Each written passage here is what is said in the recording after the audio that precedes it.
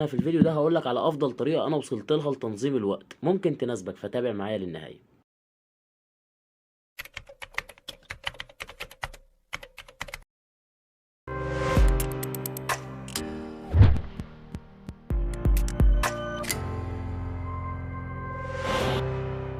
جالي كومنت من أحد أصدقائي نصه كالتالي: يا مستر عبد الله، عاوز حل للوقت اللي بيضيع على الفاضي وعدم تنظيم اليوم في الدراسة. طيب مبدئيا كده يا صديقي، دي مش مشكلتك لوحدك، فخليني أوضح لك حاجة مهمة جدا قبل ما نبدأ في موضوعنا، وهي إن أول خطوات حل أي مشكلة مهما كانت هو الاعتراف بيها بلس تحمل مسؤوليتها بالكامل.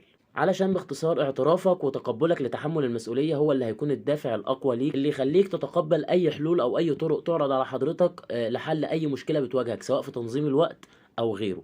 ودلوقتي بقى ركز معايا كويس جدا في اللي جاي لعلك تستفيد، وعلشان ما اطولش عليك يلا بينا نشوف ايه الموضوع. من اكبر وافضل النعم اللي ربنا سبحانه وتعالى انعم علينا بيها كبشر هي نعمة الوقت، ووزعها علينا كلنا بلا استثناء بالتساوي. ولكن معظم الناس واللي انا واحد منهم للاسف بنواجه مشكله في كيفيه تنظيم الوقت واستغلاله. ولا اخفي عليك سرا، طبعا انا حاولت كتير قوي ان انا الاقي طريقه مناسبه لتنظيم وقتي، عن طريق اني قرات بعض الكتب اللي بتتكلم عن تنظيم الوقت، وبرضه تابعت فيديوهات بتتكلم عن نفس الموضوع ده. وطبعا لقيت طرق كتير جدا مختلفه، ولكن كلها كانت بتنتهي معايا بالفشل وما كنتش بقدر التزم بيها للنهايه. ده على الرغم من انها طبعا طرق فعاله وفي ناس كتير استخدمتها وفرقت معاهم جدا في حياتهم. وبعد مداومه البحث طبعا قدرت اوصل لطريقه معينه تناسبني، وبعد ما طبقتها في حياتي فرقت معايا بشكل كبير جدا جدا جدا. وبرضه ده خلاني اركز في حاجه مهمه قوي، وهو مش شرط ان اللي نفع مع غيري ينفع معايا، ولا اللي نفع معايا لازم ان انا افرضه على غيري على اساس ان هو ده الصح. علشان بكل بساطه كل بني ادم مننا وليه طريقه تفكير، وكل بني ادم مننا وليه اهتماماته، وكل بني ادم مننا وليه انتماءاته، وكل بني ادم مننا وليه روتين حياته. وطبعا لازم تبقى عارف ان دي حاجات بتختلف من شخص لشخص. فكون ان حضرتك ما لقيتش اللي يناسبك وتقدر تنجح فيه وتكمل بيه، فده مش معناه انك فاشل، ولا معناه برضو انك تسيبه شماعة في حياتك تعلق عليها فشلك وتبرر بيها استسلامك. ده معناه انك مختلف ولازم تدور وتبحث وتحاول وتفشل وتتعلم من اخطائك وتحاول تاني لغاية ما تلاقي الحاجة اللي تناسبك. وعلشان كده صديقي، انا في الفيديو ده هقولك على افضل طريقة انا وصلت لها لتنظيم الوقت، ممكن تناسبك فتابع معايا للنهاية. والطريقة دي يا صديقي من كتاب العادات السبع للناس الاكثر فعالية للكاتب ستيفن اركوفي. ورأي الكاتب في تنظيم الوقت كان كالتالي: علشان تنظم وقتك مهم جدا انك تعرف وتحدد ايه هي المهمات المطلوب منك انجازها خلال يومك، وتخصص لكل مهمة عدد ساعات معين لانجازها، وتحط كل تركيزك في مهمة واحدة بس لغاية ما تخلصها للآخر. وده يا صديقي معناه انك لازم مهم جدا تتخلص من العشوائية في يومك. يعني لو انت طالب على سبيل المثال، ما ينفعش تكون قاعد بتذاكر ومندمج جدا في المذاكرة، وبمجرد ما تسمع ان الماتش الفلاني اشتغل فتجري وتسيب المذاكرة وتجري تتفرج عليه وتتابعه. او لو حد من صحابك كلمك قالك يلا بينا نخرج مثلا، فانت تقول له يلا بينا، علشان ده طبعا هيشتت تركيزك وهيخليك ما تقدرش تنجز اي مهمة من مهماتك بالشكل المطلوب. يبقى اهم حاجة توصلنا لها لغاية دلوقتي هي التخلص من العشوائية في يومك وترتيب مهامك. طيب ازاي بقى هترتب مهامك وازاي هتنظم وقتك؟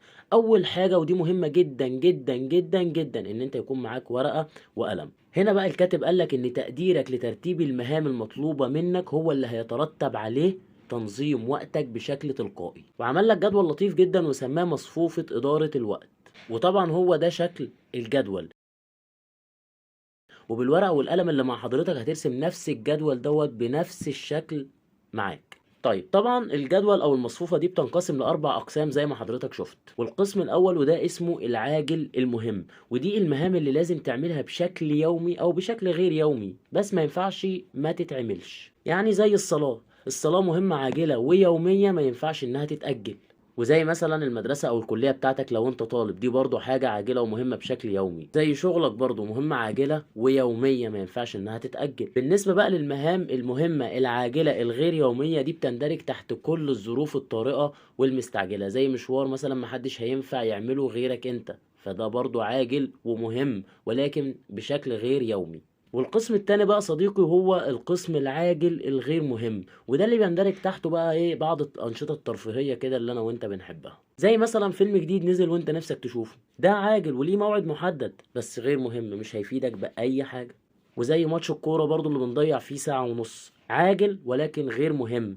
وطبعا دي امثله بسيطه من ضمن امثله كتير جدا جدا جدا من مضيعات الوقت. والقسم الثالث يا صديقي الغير عاجل ومهم، وده القسم اللي بيندرج تحته كل شيء نافع وإيجابي في حياتك، واللي تقدر من خلاله ان انت تغير مسار حياتك بالكامل على المدى البعيد. زي انك تتعلم لغة جديدة او تطور مهارة موجودة عندك او تتعلم اي شيء يفيدك في حياتك على المدى البعيد. وبالنسبة بقى للقسم الرابع والاخير يا صديقي، وده اسمه القسم الغير عاجل وغير مهم، وده بقى اللي بيندرج تحته كل شيء في حياتك تافه وغير هادف وملوش اي 3000 لازمة في حياتك، زي التصفح على السوشيال ميديا بدون اي استفادة، زي مكالمات الفون اللي بنفضل نقضي فيها بالساعات، زي القعدة على القهوة بدون اي استفادة، وغيرها من الحاجات الكتير جدا اللي بتحرق يومنا وبتحرق وقتنا واحنا مش حاسين. طيب جميل جدا، انت دلوقتي بقى يا صديقي عندك 4 انواع من المهام، ومفيش اي حاجة من اللي انت بتعملها في يومك هتخرج عن ال4 انواع دول. وتقديرك لمدى اهمية المهام اللي انت هتضيفها بشكل يومي في المصفوفة او الجدول بتاعك هو اللي هيساعدك ان انت تنظم وقتك بشكل كويس جدا. فمن المهم جدا يا صديقي ان انت تحدد دلوقتي انت بتعمل ايه في يومك، وتبدأ تتخلى عن كل شيء غير مهم وغير ضروري وغير نافع ليك بالمرة في يومك. وبما انك عملت المصفوفة عندك دلوقتي، فمن المهم جدا ان انت تكون حريص كويس قوي قوي قوي وانت بترتب مهامك فيها، وتدي لكل مهمة الوقت الكافي والمناسب لإنجازها. وفي خلال إنجازك لمهمة معينة ما تشغلش بالك بأي حاجة غيرها غير لما تخلصها بالكامل. ودي بقى يا صديقي كانت الطريقة الأفضل اللي لقيتها لتنظيم الوقت من وجهة نظري. ولكن علشان تقدر تطبق الطريقة دي في حياتك لازم ومهم جدا تعرف ان الموضوع مش سهل، ولكن برضه مش مستحيل. بس انت كل المطلوب منك ان انت تعمل اللي عليك وتحاول دايما تتغير للافضل، وربنا سبحانه وتعالى مش هيضيع تعبك ابدا. علشان ربنا سبحانه وتعالى قال: وأن ليس للإنسان إلا ما سعى وأن سعيه سوف يرى ثم يجزاه الجزاء الأوفى. فكل اللي عليك ان انت تعمل اللي عليك وتسيب النتيجة على ربنا. واسمح لي بقى في النهاية يا صديقي أقدم لك نصيحة: ابدأ حياتك العملية بسرعة علشان تغلط بسرعة، فتفشل بسرعة، فتتعلم من أخطائك بسرعة، فتعدل أخطائك بسرعة، فتحاول تاني بسرعة، فتنجح وتوصل لكل اللي انت نفسك فيه بسرعة. والكلام ده يدل على انك كده كده هتفشل، كده كده لازم تغلط، كده كده هتقع. بس كل ده مش معناه انك فاشل، لا، هو ده التسلسل الطبيعي للحياة الطبيعية اللي كل الناس عايشينها، واللي انت كده كده برضه هتعيشها، شئت ام ابيت كده كده هتعيشها. زيها زي مراحل الدراسة بالظبط، ابتدائي اعدادي ثانوي، مراحل بتكمل بعضها. هو ده الروتين الطبيعي للحياة. فخليك جاهز ومستعد لتلقي الصدمات، علشان زي ما كلنا عارفين وراء كل نجاح عظيم قصة كفاح لا تنسى. فخليك بطل قصة كفاحك وما تستسلمش، ربنا يكتب لك الفلاح والنجاح في حياتك. ودي كانت وجهة نظري في موضوع تنظيم الوقت يا صديقي، اللي تشوفه صح وهيفيدك خده، واللي شايفه العكس رجعهولي. وبس كده، أتمنى أكون قدرت أفيدك. شكرا ليكم، كان معكم عبد الله شرف.